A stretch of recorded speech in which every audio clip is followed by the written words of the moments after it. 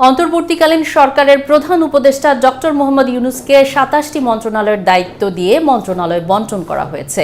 সালেউদ্দিন আহমেদকে দেওয়া হয়েছে অর্থ ও পরিকল্পনা মন্ত্রণালয়। এ বিষয়ে আরও খবর নিয়ে আমাদের সাথে যুক্ত আছেন সহকর্মী শারমিন নীরা। গতকাল রাতে অন্তর্বর্তীকালীন সরকারের শপথ অনুষ্ঠানের পরে দুপুর নাগাদ দফতর বণ্টন হয়েছে।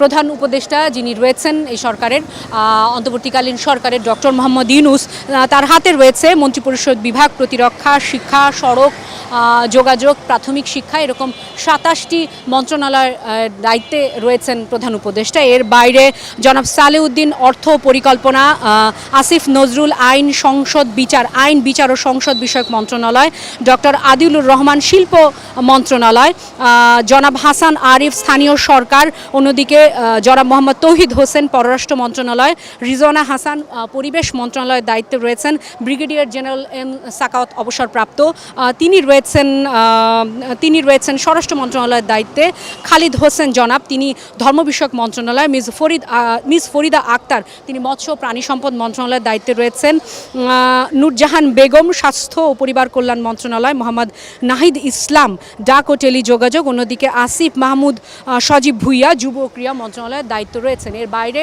তিনজন এখনও পর্যন্ত শপথ নেননি। শপথ নেওয়ার পরে তাদের দফতর বণ্টন হবে। তার বাইরে জানাতে চাই সচিবালয়ের আজকের চিত্র, যদিও শুক্রবার, তারপরেও আমরা দেখেছি যে প্রতিমন্ত্রীদের যে রুমগুলো সেগুলি মোটামুটি প্রস্তুত করে ফেলেছে। এরই মধ্যে গণপূর্ত মন্ত্রণালয় ৩২ জন মন্ত্রীর রুম রয়েছে, তার মধ্যে সচিবালয় ২৯ জন মন্ত্রী বসতেন, সেই রুমগুলি সচিবালয়ে প্রস্তুত হয়েছে।